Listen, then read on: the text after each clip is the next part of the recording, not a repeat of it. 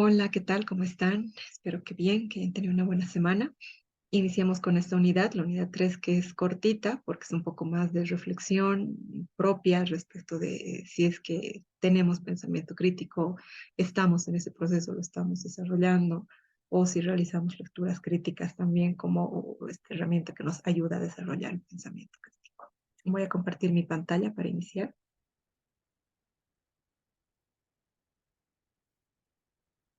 Vamos a hacer la revisión de estos 4 artículos, los artículos que están a la derecha de su pantalla.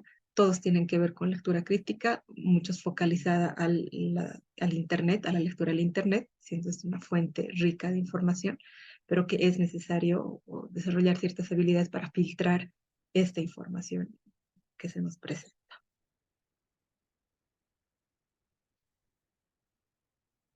En estos tiempos vemos que hay acceso a la información, tenemos disponible, ¿no? Entramos a internet, buscamos artículos, hay libros gratuitos, hay libros de pago que son mucho más económicos que los libros físicos, artículos, noticias de todas partes del mundo y demás. El problema de este tiempo no es la producción de esta información, sino el acceso y las habilidades de codificación y decodificación de esta información. Ver si es que es fiable o no, creer en esta información o no, y extraerla y convertirla en conocimiento, ¿no? Además de esto, vemos que hay políticas de regulación, de desregulación también por un tema de libertad de expresión, que resulta difícil limitar, si quiere, la producción de todo esto. Entonces, estamos en ese proceso de tratar de gestionar la información para que se convierta en gestión de conocimiento, que es lo que nos interesa en realidad. La información está ahí, ¿no? Pero tenemos que tratar de convertirla en conocimiento.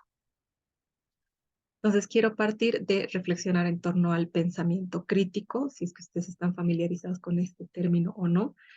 El pensamiento crítico es el pensamiento racional, es el pensamiento reflexivo que está interesado en qué hacer o creer. ¿No? Es ese pensamiento que filtra la información, que no asume toda la información a priori tal como viene. Es una actividad mental que permite evaluar permanentemente argumentos y posiciones que se van formulando en el desarrollo de creencias y la toma de acción.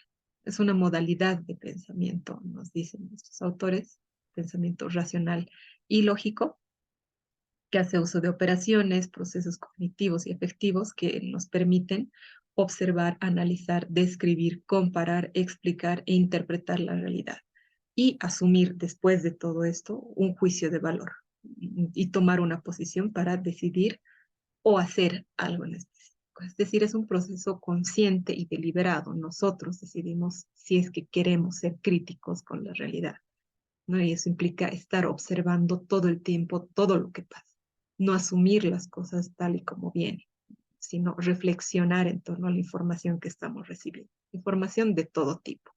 Nos vamos a enfocar un poco más en la lectura en este capítulo, pero la información se nos viene de todo lado, ¿no? Y mucho más con redes, con el Internet.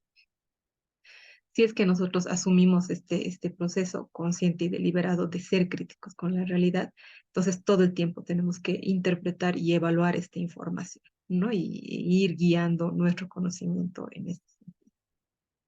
Cuando ponemos en juego el pensamiento crítico, y eso va a ser fundamental para los politólogos, hay algunas circunstancias en que las politólogas estamos pensando críticamente. Por ejemplo, cuando opinamos favorable o desfavorablemente sobre algo, ¿no? Temas de coyuntura. Tomamos una posición con la información a la que hemos accedido. Si somos críticos, vamos a ser mucho más específicos respecto de esta información y vamos a tener más argumentos para opinar respecto de un tema o respecto de otro, ¿no? Extraer, extraer una inferencia o deducción valorativa respecto de algunas afirmaciones. Escuchamos afirmaciones todo el tiempo, no en redes peor. Mucha gente anda afirmando una y otra cosa. Entonces ahí nosotros valoramos esta afirmación como positiva, como negativa, como cierto, como falsa, ¿no? Ahí también vamos a hacer este ejercicio del pensamiento crítico. Argumentar determinados planteamientos asumiendo una postura en clases en la universidad, con nuestro grupo de trabajo, con nuestro grupo de estudio, etcétera, se pueden dar estos escenarios de debate, de discusión, de diálogo también entre distintas posiciones. Si nosotros tomamos posición respecto de algo, tenemos que tener la capacidad de argumentar respecto de esta posición, ¿no? Y para eso es tener conocimiento previo de esta posición que estamos asumiendo. Y evaluar una determinada situación o un acontecimiento. Todo el tiempo tendríamos que estar evaluando situaciones, ¿no? Noticias nuevas que salen, noticias que están durante mucho tiempo, estamos escuchándolas durante mucho tiempo, ¿no? Cómo van cambiando y demás, una práctica permanente de estar evaluando. Ahí es donde se va poniendo el pensamiento crítico, ¿no? Y ustedes en juego. Y ustedes evaluarán ahora si es que están en ese desarrollo, en ese proceso, si es que consideran que tienen esa predisposición a ser críticos con la realidad. Hay que hacer una diferencia respecto a la lectura comprensiva y la lectura crítica, porque la lectura crítica ayuda a fortalecer este pensamiento crítico, ¿no? A desarrollarlo. Por un lado, la lectura comprensiva requiere ciertas habilidades comunicacionales de control de la ansiedad, ¿no? En esta comparación, estamos dejando de lado esa lectura pasiva, por ejemplo, que solo ve las palabras que hay y no comprende el texto, ¿no? Suponiendo que ya tenemos un texto y lo hemos comprendido, lo estamos comprendiendo, es que hemos tenido que pasar por un proceso de manejo, control de nuestra ansiedad para poder conectarnos con el autor y las ideas que nos está planteando. Hay una atención respetuosa de lo diverso, de lo que estamos aprendiendo. Hay un interés por lo que estamos aprendiendo y por el autor y la posición que nos plantea. Y una empatía con la argumentación también, ¿no? En distintos formatos que se nos presentan. Hay esa predisposición cuando agarramos un texto, leemos una noticia y queremos comprenderla. Es el primer paso. Pero el siguiente paso puede ser esta lectura crítica y por eso se la llama de segundas o terceras lecturas, porque es volver a leer lo que ya hemos visto, pero hacer una navegación crítica de todo lo que nos dice, ¿no? Para la deconstrucción, nos dice análisis cultural, ideológico, semiológico, etcétera, de esta. Es decir, ver estos elementos ocultos o implícitos en cada una de las lecturas. Muchos casos aparecen naturalizados, son términos que ya se utilizan y demás, mucho más en Internet, ¿no? Que se replica y que se comparte la información sin mucha más reflexión. Entonces, después de haber comprendido de qué se trata el texto, pasamos a un siguiente nivel que es hacer esta crítica del texto, identificar todos estos elementos ocultos. Entonces, mm, nosotros decidimos, ¿no? Si es que nos incluimos en este proceso o nos excluimos de toda esta información que está disponible. Y la lectura nos va a ayudar a esto. Es el instrumento que hace que nos incluyamos o nos excluyamos. Si es que tenemos una lectura primero comprensiva y luego crítica de la realidad, vamos a estar mucho más incluidos y vamos a comprender mejor todo lo que está pasando. Y eso para el politólogo, la politóloga es fundamental, porque todo el tiempo está como parte de su dinámica, escuchando, aprendiendo, analizando, ¿no? Siempre. Entonces, la lectura va a ser clave en este proceso. Pero tenemos que comprender que es algo que se desarrolla, que no es sencillo, ¿no? Sino que se va practicando poco a poco y tiene que volverse como un hábito en realidad. Aquí y me parece interesantes estas definiciones respecto al enfoque crítico de la lectura crítica. Valero Vázquez y Cassini nos dicen que hablar de lectura crítica es referirse a una de las formas de lectura más exigentes y complejas, debido al exhaustivo grado de interpretación del texto y de las habilidades y conocimientos previos que debe tener el lector. Es decir, cuando uno lee críticamente algo, va interpretando el texto más allá de solamente lo que dice, ¿no? Por un lado, pero por otro lado va contrastando también con información previa respecto de la temática. Es decir, que si no tenemos una información previa, digamos, respecto al autor o el momento histórico en el que se ha escrito, ¿no? El país de donde viene, etcétera, en nuestro caso, de los politólogos, la posición política que asume y demás, va a resultar más difícil hacer esta lectura crítica, ¿no? Porque no tenemos elementos de donde comprender, entonces leemos y vamos asimilando esa información directa. Vaquerizo nos dice que la lectura crítica supone comprender diversos modos de interpretación, ¿no? Y considerar los diversos significados que el texto esconde. Siguen diciéndonos estos elementos ocultos, implícitos, escondidos, que tenemos que irlos descubriendo. Serrano nos dirá que supone una consecuencia, no aceptar a priori las ideas. Eso es lo que no hacemos, ¿no? Cuando leemos críticamente, estamos poniendo en duda, en principio, la idea que se nos plantea. Después de hacer este análisis, podremos estar de acuerdo o no con la idea. Podremos incluso plantear muchas preguntas en este proceso, ¿no? Pero inicialmente no las estamos aceptando tal y como.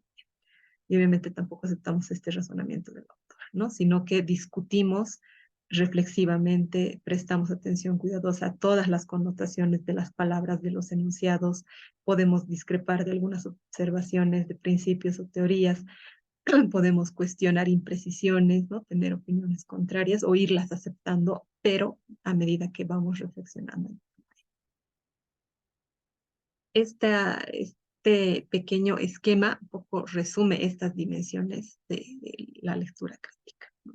La primera dimensión es identificar, es decir, ver qué es lo que el texto dice literalmente, ¿no? Nos están hablando sobre un tema, identificamos de qué nos habla el tema, cuáles son las partes del tema que nos plantea, cómo ha organizado el texto y demás, ¿no? La segunda dimensión va a ser comprender, y ya interpretamos a partir de los conocimientos previos que tenemos, y entendemos cómo nos está planteando el tema específico del autor. Y finalmente la dimensión 3 va a ser reflexionar. Una vez que hemos comprendido, ¿no?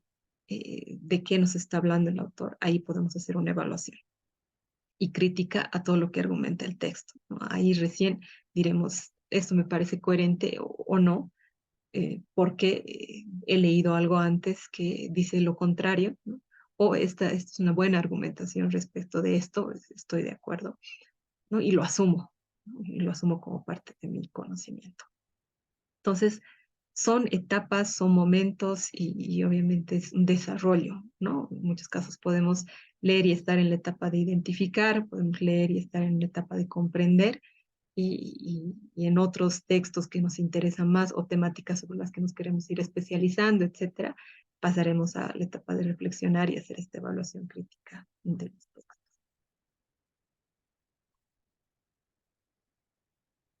Este esquema igual me parece interesante y se los quiero compartir.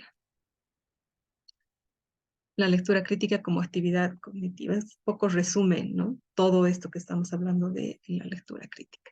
Esa capacidad analítica nos dice para no aceptar a priori las ideas, prestar atención a connotaciones, identificar puntos de vista, intenciones, incluso implicaciones. Es un instrumento para acceder y dominar el registro sociocultural de la sociedad, influido por factores sociales, políticos, económicos, culturales. Pero tiene que haber una disposición, ¿no? Para desentrañar el sentido profundo del texto, las ideas subyacentes, los razonamientos, las ideologías. Tenemos que estar predispuestos a hacer eso. Si es que no tenemos desarrolladas estas habilidades, al principio nos puede resultar más complicado, ¿no? O podríamos irlas desarrollando en textos que nos interesan, en temáticas sobre las que conocemos un poquito más, hasta habituarnos más con esta práctica. Con el paso del tiempo, poco a poco, iremos siendo más críticos de todo lo que leemos, de todo lo que escuchamos, ¿no? Y permanentemente estamos recibiendo esa información. Entre las estrategias en general, ¿no? Es una reconstrucción y análisis ideológico, cultural, semiológico del texto. Es necesario comprender todo lo que está implícito en los enunciados, la ideología del autor, las referencias culturales, los procedimientos de razonamiento, no comprender diversas situaciones, tomar posturas, hacer elecciones conscientes para actuar y vivir en democracia. Ese tipo de cosas son torno a las que tenemos que reflexionar. Comprender las posibilidades técnicas y de los nuevos soportes del discurso también, ¿no? ¿Qué competencias se desarrollan en la lectura crítica? Y competencias cognitivas, identificar puntos de vista e intencionalidades, y competencias lingüísticas, discursivas, reconocer el género del discurso, hay valorativas y afectivas, ¿no? Reconocer los contenidos, las opiniones, los presupuestos, los valores estéticos, las pragmáticas y culturales, derivar implicaciones, ¿no? Cuestionarse cómo se posicionan las ideas en estos temas. Entonces, una actividad perceptiva, porque tienes elementos de componente de percepción también y de filtro que nosotros podemos poner también en función de la ideología, de la cultura y de todo el conocimiento que tenemos, ¿no?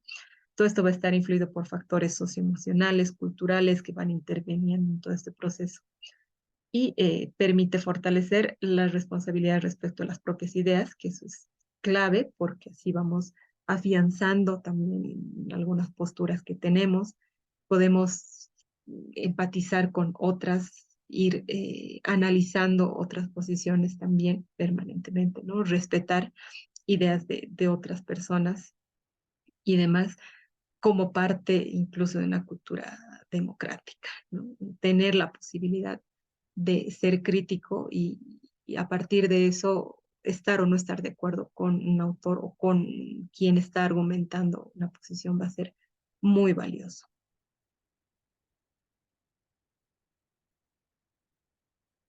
Y como parte de nuestra autoevaluación podemos ir viendo si es que tenemos esta lectura crítica, si realizamos esta lectura crítica, si lo hemos hecho en algún momento de repente en algún tema o si lo hacemos en algún tipo de temas, ¿no? Que nos pueden gustar, digamos, más que otros. Algunos indicadores, los clave, están relacionados a esto, son los siguientes, la revisión analítica, que es la lectura estructural, ¿no? Respecto de la rigurosidad y veracidad de la producción del sitio en contenido, fuentes, autorías, todos esos detalles que estábamos mencionando, ¿no? Ver temas de páginas, con qué enlaces se relacionan, o cuando vemos una página de internet, a qué enlaces va, eso va a ser importante, ver el guión o el mapa de navegación, las imágenes que se nos presentan, iconos, animación, música, toda la información que nos dan tiene que ver y nos transmite algún mensaje, ¿no?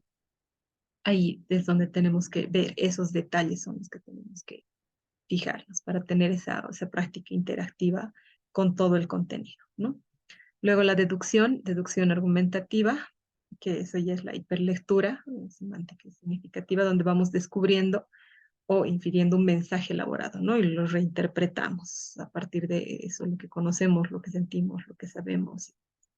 Y real lectura formativa, que es donde filtramos, condensamos, evaluamos, cuestionamos, desmontamos y en última instancia creamos algo distinto a lo que estamos, ¿no?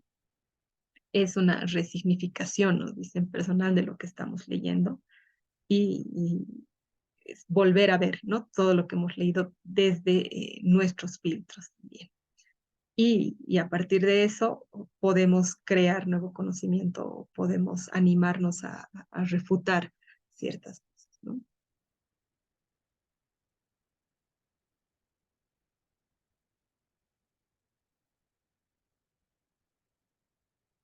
Ahora vamos aterrizando en algo mucho más específico, que es la lectura crítica en Internet.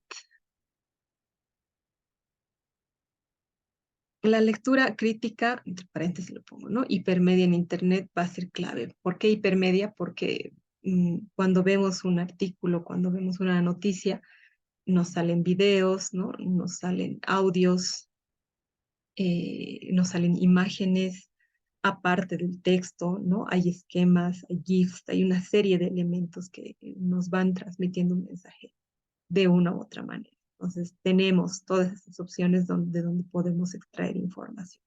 Entonces, la idea de hacer esta lectura crítica intermedia en Internet es una metodología abierta respecto de esta lectura, ¿no? Y se trata de provocar, en todo caso, la interactividad también de todos ustedes.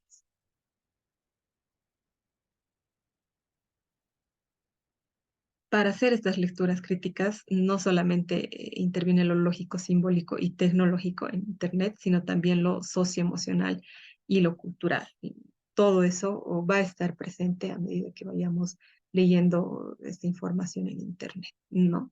La posición que tenemos eh, respecto del lugar en el que vivimos, las circunstancias en las que hemos crecido, en las que estamos, en las que nos desarrollamos, todo eso entra en juego. Y muchas de estas cosas, en estas etapas que se mencionan en esta diapositiva, las hacemos, ¿no? De repente no estamos tan conscientes de en qué momento y cómo, pero regularmente se van a dar cuenta que es lo que hacemos naturalmente. La etapa pretextual, que es donde ojeamos, ¿no? Surfeamos un poquito en la página en general. A veces bajamos, ¿no? Vemos y bajamos para ver cuánto de extensión tiene o para ver qué otras cosas más hay alrededor, ¿no? Subimos y bajamos, le damos como una mirada general. Luego vamos a pasar a esta etapa intermedia donde hay hipertextos breves, pueden haber frases, ¿no? Y demás. Entonces ahí tenemos esa lectura activa y buscamos información puntual. Si entramos a una página, por ejemplo, de noticias y queremos ver un tipo de noticias económicas, nos iremos a la sección de economía o empezaremos a buscar ahí así de manera muy general, si es que hay alguna noticia relacionada con esto, ¿no? Luego pasamos ya a la etapa activa, que es la lectura de textos largos, complejos y abstractos, ¿no? Hemos identificado un artículo que nos interesa, entramos al artículo y empezamos a leer. Entonces ahí ya hay una lectura lateral, vemos si es que hay enlaces y demás que nos den un poquito más de sentido en esta lectura, que es lo que hacemos, ¿no? Y vamos interpretando este texto de manera general. Entonces ahí se integra información, nos dice léxica, sintáctica, pragmática, esquemática, audiovisual, gráfica, ¿no? Un montón de información que ya a estas alturas nosotros estamos acostumbrados, ¿no? A recibir toda esa información, que estemos bajando y nos salga publicidad, que sigamos bajando y nos salga el link de un video, que nos den la referencia de otro artículo relacionado, o que nos pasen referencias de artículos del autor que estamos leyendo, que pongan un GIF, que pongan una imagen, ¿no? Toda esa es información que podría recargar a veces nuestra lectura, pero nosotros sí estamos totalmente habituados a recibir esa información, ¿no? Y la etapa de lectura hipertextual, que ahí ya tenemos estos distintos niveles, ¿no? La vertical, que es la que establecemos normalmente, la que vamos entre que subimos y bajamos, ¿no? La direccional, que tiene que ver con el acceso idiosincrático a la información, ahí va a jugar todo este tema socioemocional, cultural del que estamos hablando, ¿no? Y la secuenciada, donde tratamos dos o más contenidos relacionados que pueden aparecer en la misma pantalla, ¿no? Vemos otros artículos o conectamos con otro artículo y nos pasamos a veces sin terminar de leer un artículo, nos pasamos a otro, ¿no? Y empezamos a leer así, o entramos a ver un video, ¿no? Pero ahí en ese proceso de la lectura hipertextual vamos identificando cosas, algunas cosas, ¿no? Podemos ir identificando la posición que asume el autor respecto de algo, eh, si es medioambientalista, si es feminista, si es socialista, ¿no? De izquierda, de derecha, si trata de mantenerse neutral, etcétera, ¿no? Podemos ir identificando estos elementos en el campo. Pero toda esta información que nos viene en hipermedia además, ¿no? No solamente el texto, sino los videos, las imágenes, GIFs, esquemas, enlaces de todo tipo, incluida propaganda, es lo que en algunos casos podría distraernos demasiado y no llegar a esta lectura crítica, ¿no? No nos permite llegar a veces a esa lectura crítica porque nos desconecta. En el momento en el que nos ponemos a ver uno de los videos o nos vamos a otro artículo relacionado, nos estamos desconectando de la lectura inicial, ¿no? Y esas cosas con el tiempo y con la práctica vamos encontrando nuestro propio ritmo de lectura. Algunas consideraciones prácticas que tenemos que tomar en cuenta cuando hacemos lectura en Internet. Y como les digo, muchas veces de repente ustedes las hacen consciente o inconscientemente, ¿no? Pero en general como que como generación estamos un poco habituados. Reconocer la estructura de un sitio o página, si es que son páginas que revisamos frecuentemente, ya conocemos cuál es la estructura, ¿no? En qué parte ponen la publicidad, dónde están los artículos principales, dónde podemos ver ciertas secciones, en qué parte están los videos, etcétera, conocemos. Pero si no, es una página web nueva, un sitio web nuevo, es importante reconocer esta estructura para poder entrar en una lectura mucho más, ¿no? Luego establecer objetivos pedagógicos o culturales del sitio y el número de páginas, saber de qué se trata el sitio que estamos viendo, ¿no? Es una revista académica, es de una universidad, es una página de noticias, es una página de opinión, ¿no? De artículos de opinión, etcétera. Ahí vamos identificando un poco de qué se trata, ¿no? Cuántas páginas tiene, en qué niveles, porque a veces entras a un artículo, entras otro, ¿no? Y vas entrando a cada una de los niveles, si se quiere, de estas páginas. Entonces, bueno, conocer esto, tener esa mirada general. Luego ya seleccionar y organizar el contenido. Podemos realizar mapas conceptuales, las técnicas que hemos visto antes, ¿no? Para establecer algunos conceptos y subconceptos que nos van a ayudar a comprender mejor. Diseñar un mapa de navegación, el origen, número y destino de todos los hipervínculos que se requieran. En muchos casos es importante ver, ¿no? Con qué otras páginas se conecta. Algunas páginas, por ejemplo, del Estado, vemos que abajo tiene una serie de enlaces, ¿no? Estos enlaces te conectan a otras páginas que son del sector o que son dependientes de ese ministerio, ¿no? Esa información también va a ser clara. Establecer la secuencia lógica, psicológica y didáctica, ¿no? Si es un sitio de enseñanza, en la presentación de los contenidos a modo de guión. Esto va a estar relacionado a esa mirada general que tenemos.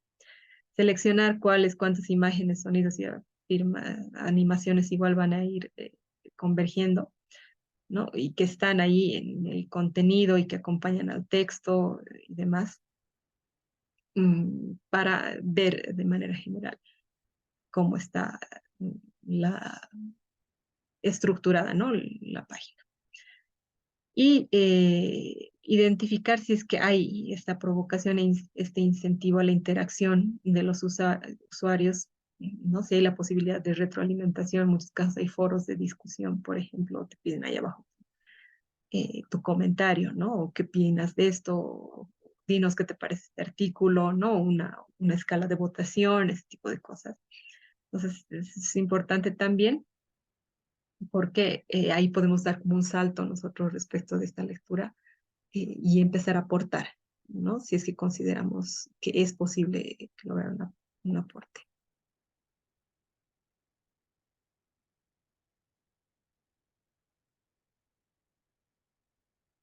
Ahora, respecto de algunas herramientas de Google. Ahí abajo, al final de esta página, les dejo el link de todas las aplicaciones que tiene Google. Me centro en Google porque es, digamos, lo que más se utiliza, ¿no? Podemos ver otros buscadores, pero es que lo que más utilizamos, y tiene una serie de aplicaciones. De hecho, en esta página nos dice que hay más de 50 aplicaciones de Google específicas, ¿no? Y nosotros normalmente usamos el Google Search, el buscador, que es el genérico, y entramos ahí y empezamos a buscar cualquier cosa. Pero lo importante de saber explotar esta herramienta es que nos puede permitir focalizar, porque como decíamos al principio de la clase, el problema no es de la producción de información, la información está ahí disponible.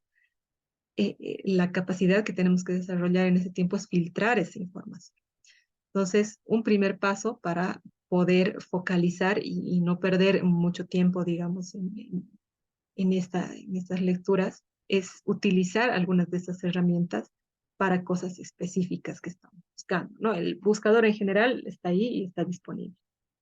Pero aquí les planteo algunas otras que creo igual nos pueden servir.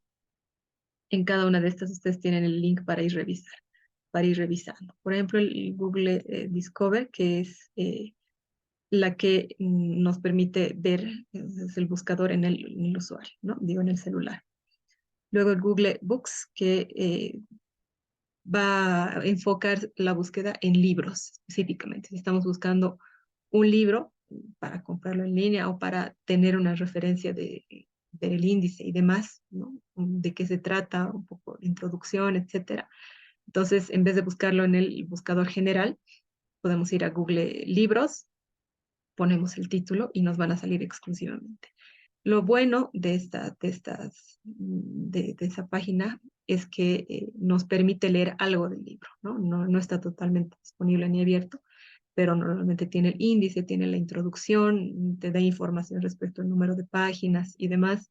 Entonces es información que nos puede servir, ¿no? Para ciertas cosas. Luego el Google Financiero, que es información sobre empresas, incluyendo algunas decisiones y acciones, ¿no? Para el ámbito exclusivo financiero.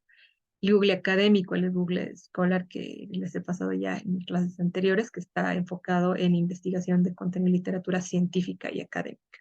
El hecho de que ustedes, por ejemplo, busquen algún tema en el Google Académico ya es un primer filtro que realizan, ¿no? Quieren encontrar artículos científicos, están buscando libros disponibles, porque en el Google Libros son libros que no están disponibles, ¿no? O están a la venta.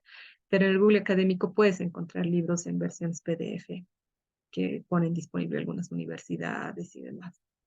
Entonces, si en vez de poner en el buscador en general, usan el Google Académico, y hay un primer filtro que realiza Google, ¿no? Y eso va a facilitar el trabajo. Entonces, iniciar escogiendo alguno de estos tipos de buscadores puede hacer la diferencia. Google Shopping para compras, ¿no? Anunciantes, hay fotos de productos, precios, descripciones, etcétera, algo mucho más específico. Google Noticias, mm, si bien hay ese filtro para aplicar en el Google, en el buscador, podemos entrar exclusivamente a Google Noticias, ¿no? Y ahí vamos a ver qué es lo que están publicando los medios de comunicación. Si vamos a ver temas de coyuntura, por ejemplo, es importante que veamos y filtremos a través de Google Noticias. Google Trends, que es una herramienta interesante que va a presentar la frecuencia de búsqueda de términos en algunas regiones del mundo, ¿no? Y en varios idiomas, en un pasado reciente.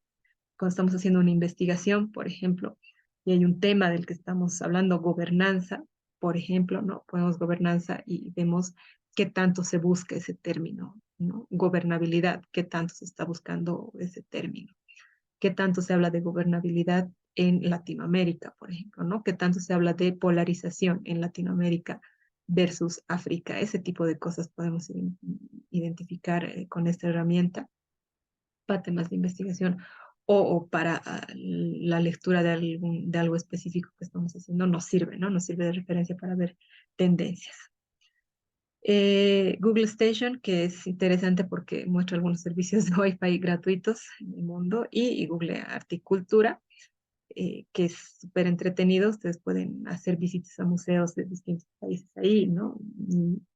Eh, por ejemplo, tiene cosas como qué color te gusta y tú le pones un color, el azul, y te da obras conocidas que han sido pintadas en tonos azules, ¿no? Cosas interesantes que hay en la red que a veces no conocemos, no estamos familiarizados, y vamos más a esta herramienta inicial que es el Google Search, que es la genérica, y ahí no hay filtro, ¿no? Sin embargo, a pesar de eso, en esta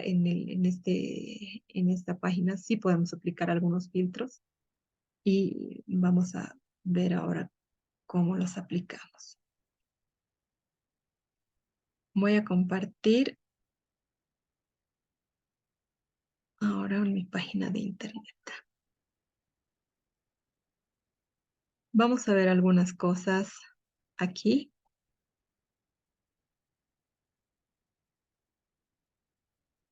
Cuando vemos Google. Aquí tenemos la opción inicial de aplicar filtros. Cuando nos vamos aquí abajo a preferencias, a búsqueda avanzada, aquí ya podemos aplicar estos filtros predeterminados, ¿no? Algunos de estos ya les comentaba en clases anteriores. Por ejemplo, ¿no? Mostrar páginas que contengan todas estas palabras o frase exactas, cualquiera de estas palabras, ninguna de estas palabras cuando queremos excluir algo, y números, ¿no? También podemos poner rangos. Luego podemos restringir por idioma específico. Queremos que solo nos salgan artículos, libros en español. Queremos inglés, español, queremos todos los idiomas, lo dejamos abierto. Regiones, aquí está por países. Queremos ver noticias solamente de Bolivia. Cerramos, seleccionamos solamente Bolivia. Última actualización, en cualquier momento, las últimas 24 horas, la última semana, el último mes, el último año. Y términos en que aparece. Esta es otra parte interesante. En cualquier parte de la página, en el título de la página, en el texto de la página, en la URL, en vínculos que te dirijan a la página, ¿no? Aquí puedes, si quiero el título específico de algo, puedo ponerle en el título de la página, ¿no? Si es que estoy hablando de una temática general, en el texto de la página. Tipos de archivo, aquí ustedes pueden elegir qué tipo de archivo. Esto restringe bastante, entonces con eso también hay que ser cuidadosos, ¿no? Y derechos de uso.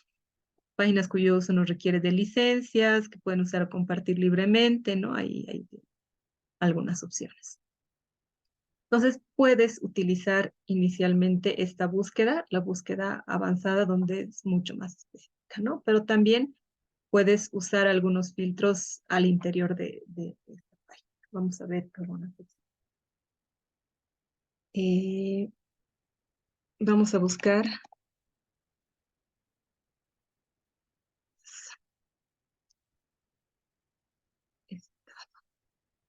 ¿Sí? Aquí he hecho una búsqueda general, Pulanzas. Quiero saber, este es un autor que va a hablar mucho del Estado capitalista.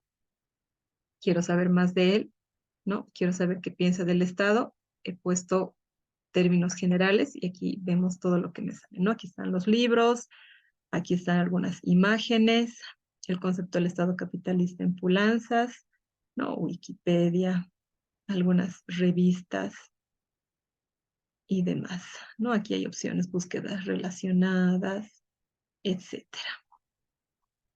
Puedo ir aplicando filtros aquí, ¿no? Quiero ver solamente noticias, entonces aquí me van a salir páginas de noticias, donde puedo encontrarlo.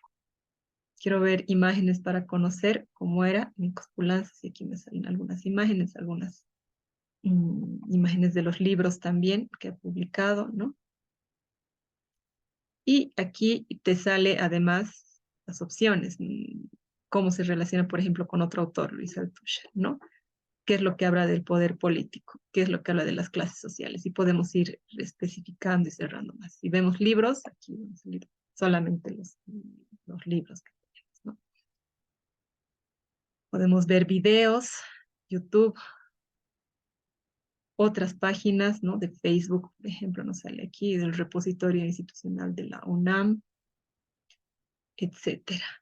Y mapas, finanzas, pero además estas herramientas, ¿no? Podemos buscar en la web solamente en páginas en español, podemos ver corto, mediano, largo, en este caso de los videos, ¿no? De cualquier fecha, quiero ver del último año, a ver si sale algo, sí, ¿no? Aquí salen algunas cosas, cualquier calidad, etcétera, todo esto de los videos. Si es que vemos noticias, igual hay filtros de las noticias, ¿no? Recientes, tiempos por orden de relevancia, por fecha.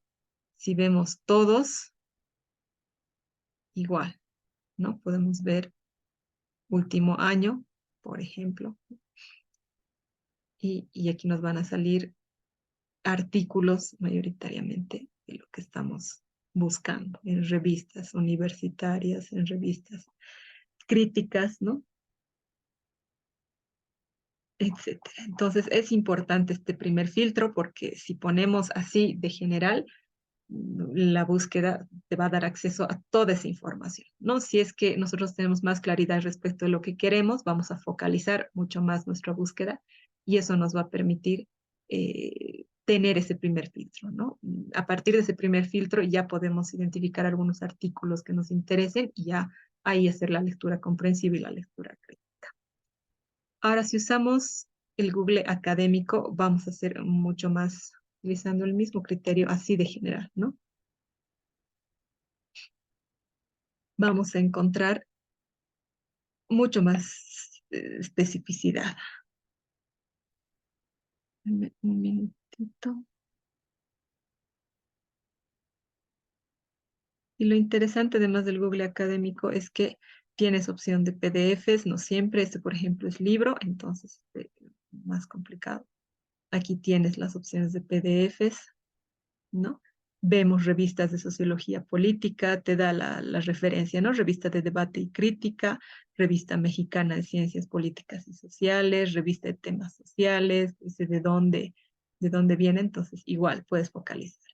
Desde el 2003 puedo ir cerrando más la búsqueda, incluir citas, no quiero que incluya citas, ¿no? Puedo crearme alertas aquí, cualquier tipo artículos de revisión, ¿no? Y voy filtrando, voy filtrando, voy filtrando. Lo importante de esto es que no caer un poco en esa tendencia, ¿no? Que hay de tener la búsqueda general y empezar a guardar todos los artículos que salgan, y todas las páginas que aparezcan y luego empezar a revisarlas, sino que este primer filtro ya nos permite. Aquí nos habla del Estatuto Relacional del Estado. Me interesa, no me interesa este tema, ¿no? Este tema, por ejemplo, aquí está en portugués, lo descarto. De repente sí quiero leer en portugués, como este, ¿no? Descargo el PDF, etcétera. Entonces, les recomiendo que puedan explotar todas estas herramientas como un primer filtro que les va a permitir mejorar su lectura. Y ya para ir cerrando, quiero hacer un pequeño ejercicio con ustedes respecto de un tema que genera mucho debate, genera mucha controversia, y es el conflicto que hay entre Israel y Palestina, ¿no? Entonces, vamos a hacer una búsqueda general, conflicto, y ya nos salen opciones, ¿no? Palestina causas, Palestina resumen, actualidad, conflicto Israel-Palestina. Y de por sí me salen noticias destacadas, ¿no? Aquí ya hay un primer mensaje que nos lanza el Internet en general, la guerra entre Israel y Hamas, ¿no? Y aquí sobre esto ya hay una discusión respecto de si es guerra o no, ¿no? Si es genocidio o no, si es invasión o no.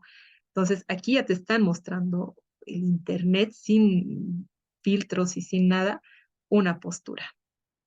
Y todas las noticias, por ejemplo, que van saliendo, CNN en español, la primera que sale, ¿no? Y aquí ya te van saliendo tras el Heraldo, Amnistía Internacional, National Geographic, el Confidencial, ¿no? Que van a tener. Si es que no conocemos la tendencia de estas páginas, entonces no nos hace ruido, ¿no? Bueno, ya son las que más se leen, probablemente, entonces avanzamos, ¿no? CNN en español sigue, ¿no? Igual, de hecho en español, van saliendo la BBC, El País, ¿no? Wikipedia, vamos a encontrar un primer filtro que el Internet nos da, si es que nosotros no lo ponemos. Aquí nosotros podríamos aplicar ciertos criterios para ir diferenciando y ir cerrando nuestra búsqueda, pero así está en general, ¿no? Podemos buscar imágenes, ¿no? No hay imágenes, eh, son imágenes muy, muy generales. Y aquí vemos, ¿no? Origen, infografía, Jerusalén, Cisjordania, arte y demás, y noticias, ya nos van a salir cosas más específicas. Pero ya cuando empezamos a ver cada uno de estos artículos, estas noticias y demás, vamos a encontrar ciertas cosas, ¿no? Entremos a CNN, que es lo que te sale, y lo que más sale, y te sale, ¿no? Resumen de noticias de la guerra entre Israel y Hamas y la situación en Gaza.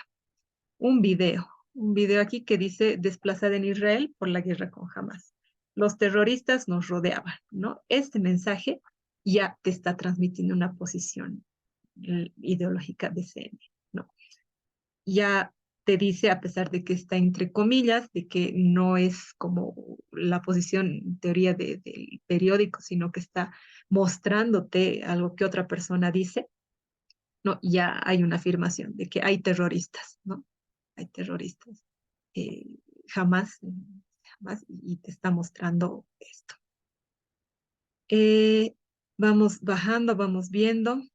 Igual aquí, ¿no? Una noticia de hace 2 días dice los ataques israelíes de lunes mataron a decenas de comandantes y hombres armados de Hamas. No habla de víctimas civiles, ¿no? Se enfoca en esto directamente de la muerte de decenas de comandantes y hombres armados de Hamas, ¿no? Es como que el ataque está direccionado a comandantes y hombres armados de Hamas. Ese va a ser el mensaje. No señala que han habido civiles, ¿no? No está hablando nada del hospital, de los niños que están muriendo, etcétera. El soldado fallecido, igual, ¿no? Es como una guerra entre hombres armados, es la primera víctima militar israelí desde que empezó, desde que comienza la guerra, ¿no? Se mantiene el discurso de guerra. Cuando les digo que hay una discusión en torno a si es una guerra o no, si es genocidio, ¿no? Y hay China se solidariza con la población de Gaza. Igual, ¿no? ¿Cuál es la posición que se asume respecto de China. ¿Está bien o no está bien el apoyo que da China a la población de Gaza? ¿No? ¿Por qué esta noticia está aquí? Son cosas que tenemos que ir leyendo. Y aquí ya que nos dan otras noticias que un poco nos dan también la pauta de la línea política que maneja CNN en español, que de hecho es lo primero que te sale en Internet cuando tienes una búsqueda general. Pero veremos algunas alternativas. Por ejemplo, Telesur. Y mi recomendación es que ustedes puedan acceder a múltiples fuentes de información, que no se queden con una sola. Eso es parte del desarrollo del pensamiento crítico. Si ustedes deciden, quieren o están en el camino de desarrollar el pensamiento crítico y recurren a una sola fuente porque tienen afinidad con esa fuente, se van a terminar encerrando en ese pensamiento, en esa lógica, ¿no?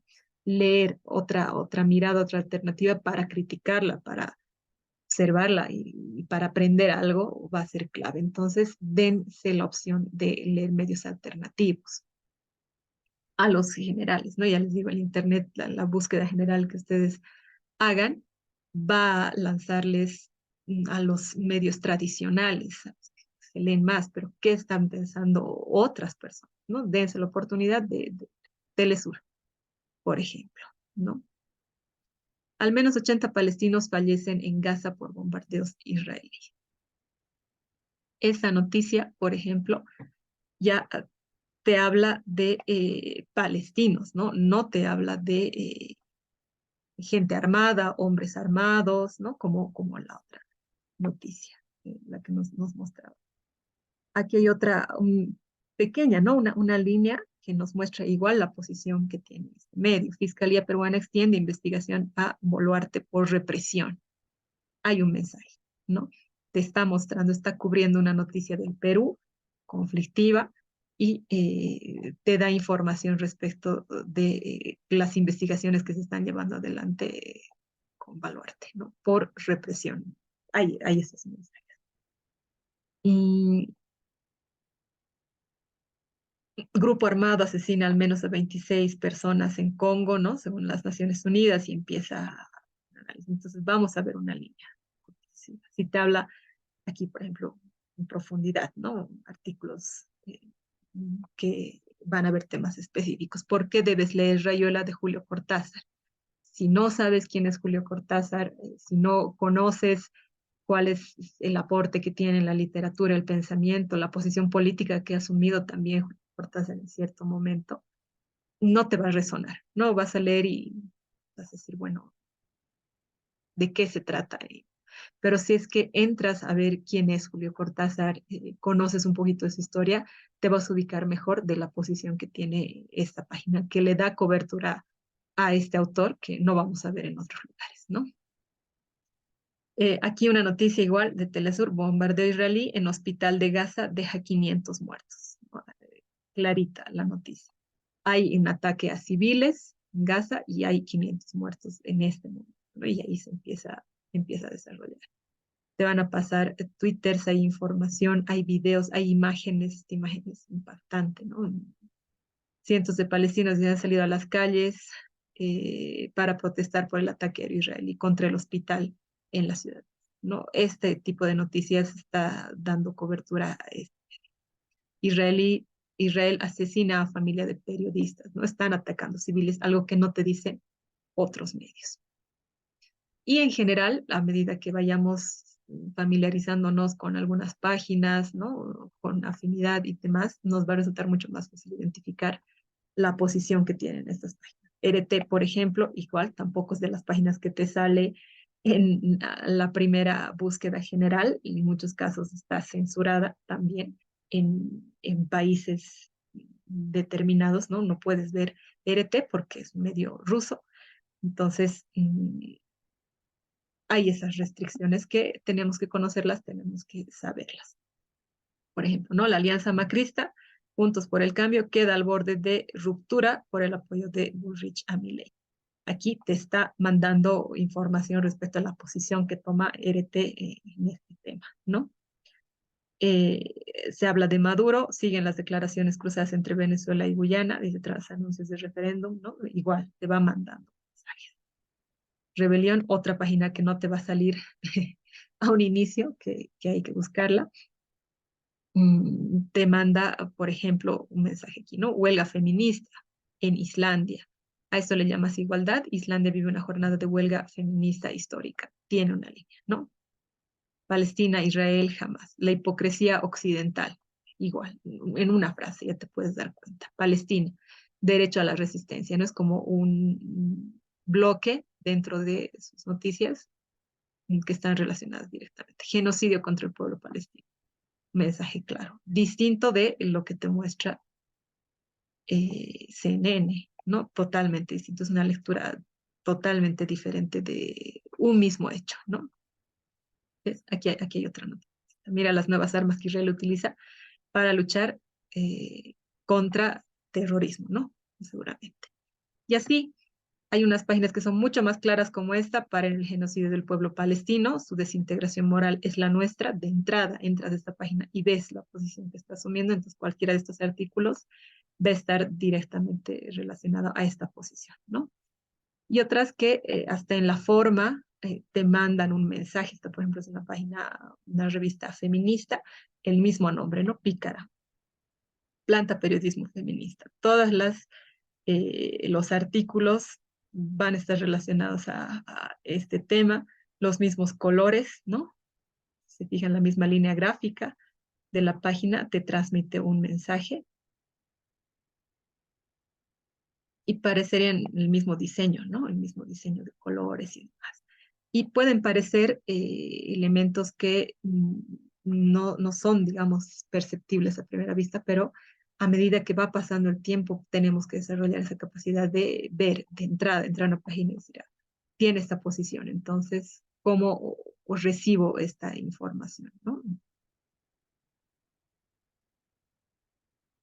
Quería compartirles eso y hacer un poquito esa dinámica.